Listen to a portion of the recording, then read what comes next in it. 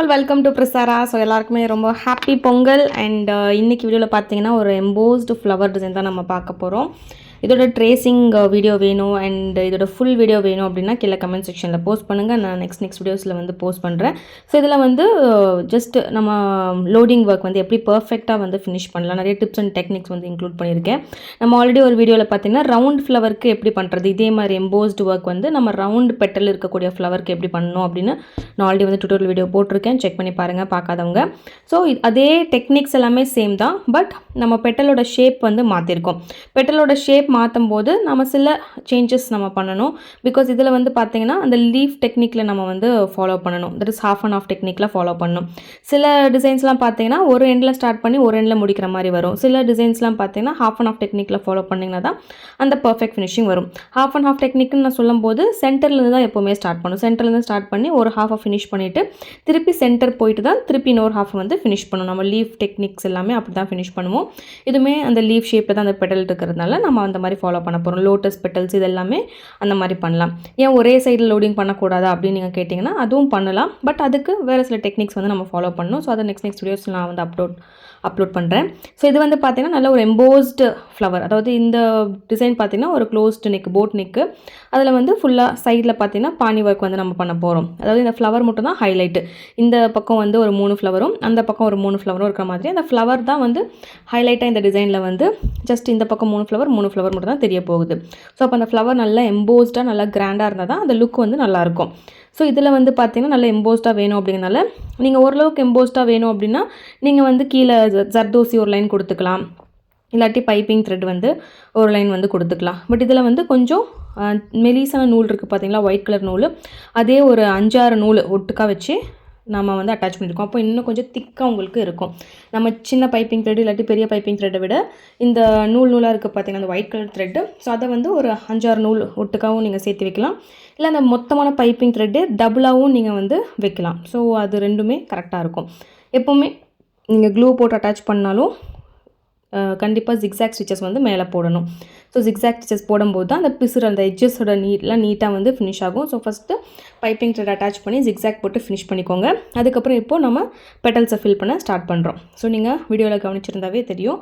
First சென்டர்லேருந்து start பண்ணணும். நான் இன்னொரு பெட்டல் பண்ணுறேன், பொறுமையாக பாருங்கள். ஸோ ஃபஸ்ட்டு சென்டர்லேருந்து நம்ம ஸ்டார்ட் பண்ணணும்.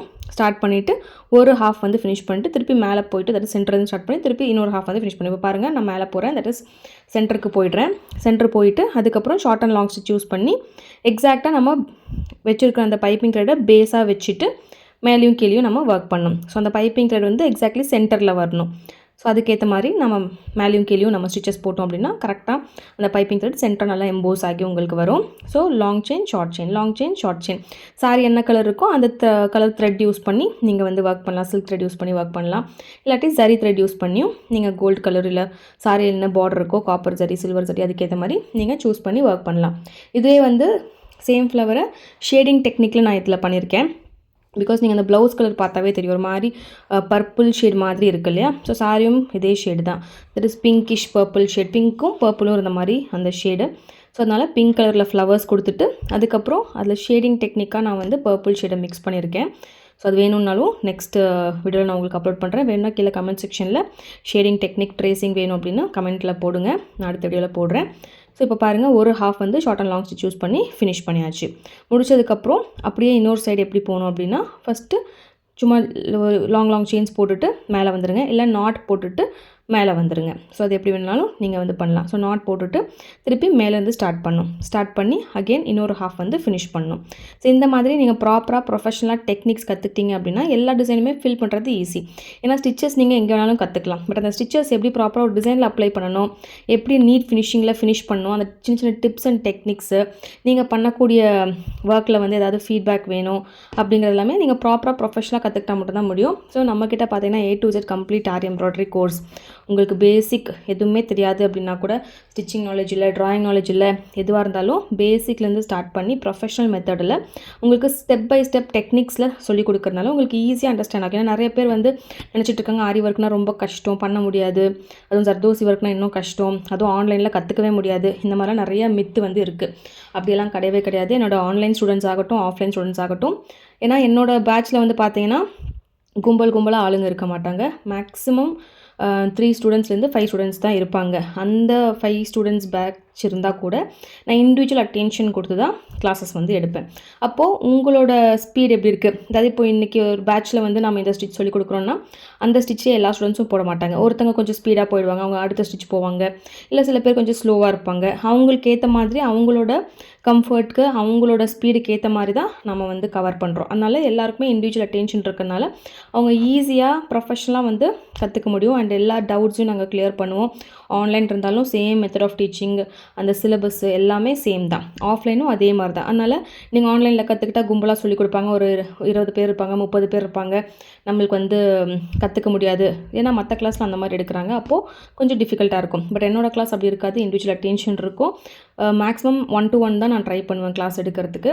ஸோ உங்களுக்கு நெக்ஸ்ட்டு பேட்ச்சில் ரிஜிஸ்டர் பண்ணணும் அப்படின்னு ஸ்க்ரீனில் தெரிய நம்பருக்கு காண்டாக்ட் பண்ணி நெக்ஸ்ட்டு பேட்ச் டைமிங்ஸ் கேட்டு நீங்கள் ரிஜிஸ்டர் பண்ணிக்கலாம். ஸோ ஆன்லைன் பார்த்தீங்கன்னா உங்களுக்கு டியூஸ்டே அண்ட் தேர்ஸ்டே, ஆஃப்லைன் வந்து உங்களுக்கு மண்டே அண்ட் வெனஸ்டே. ஆஃப்லைன் வந்து பார்த்தீங்கன்னா பெங்களூரில் விஸ்வபிரியா நகர் பேகூரில் இருக்குது. ஃபுல் அட்ரஸ் டீட்டெயில்ஸ் எல்லாம் கேட்கணும்னு நினச்சிங்கன்னா நீங்கள் ஸ்க்ரீனில் இருக்க நம்பருக்கு காண்டாக்ட் பண்ணி தெரிஞ்சுக்கலாம். நீங்கள் டேரெக்டாக விசிட் பண்ணியும் நீங்கள் வந்து கிளாஸஸ் கற்றுக்கலாம். இல்லை வர முடியாது, தூரமாக இருக்கீங்க, இல்லை வேறு ஊரில் இருக்கீங்க, இல்லை வெளிநாட்டிலேருந்து பார்த்துட்ருக்கீங்க அப்படின்னாலும் நீங்கள் ஈஸியாக ஆன்லைன் கிளாஸ் வந்து ஜாயின் பண்ணிக்கலாம். நிறையா ஸ்டூடெண்ட்ஸ் ஆல்ரெடி வந்து முடிச்சிருக்காங்க. நிறையா ஸ்டூடெண்ட்ஸ் வந்து இப்போது கரண்ட்டாக கற்றுக்கிட்டும் இருக்காங்க. இல்லை என்னால் ஆன்லைனும் வர முடியாது, ஆஃப்லைனும் வர முடியாது because of my work schedule. எனக்கு ஆனால் கற்றுக்கணுன்னு ரொம்ப ஆசை இருக்குது அப்படின்னு நினைக்கிறவங்களுக்கும் வேறு ஒரு ஆப்ஷன் இருக்குது. பார்த்தீங்கன்னா ரெக்கார்டட் வீடியோ கோர்ஸ். ஸோ இந்த கோர்ஸுமே வந்து பார்த்தீங்கன்னா ரெக்கார்டட் வீடியோ பர்ச்சேஸ் பண்ணிட்டீங்கன்னா அவ்வளோதான் அப்படின்னு கிடையாது. ஸோ ஒவ்வொரு கிளாஸும் நீங்கள் ஃபினிஷ் பண்ணி அதோடைய ஒர்க்கை நீங்கள் சப்மிட் பண்ணுவீங்க. என்னோடய பர்சனல் நம்பருக்கே நீங்கள் பர்சனலாக நீங்கள் மெசேஜ் பண்ணுவீங்க. நீங்கள் என்ன பண்ணியிருக்கீங்களோ அதை ஃபோட்டோ எடுத்து நீங்கள் போடுவீங்க. அதில் ஏதாவது கரெக்ஷன்ஸ் இருக்குன்னா நான் உங்களுக்கு இன்ஃபார்ம் பண்ணுவேன். இல்லை ஏதாவது டவுட்ஸ் இருக்குன்னா நீங்கள் கிளாரிஃபை பண்ணிக்கலாம். அதுக்கப்புறம் நெக்ஸ்ட்டு கிளாஸை வாட்ச் பண்ணி நீங்கள் அதை ப்ராக்டிஸ் பண்ணி நீங்கள் ஃபோட்டோ வந்து போடுவீங்க.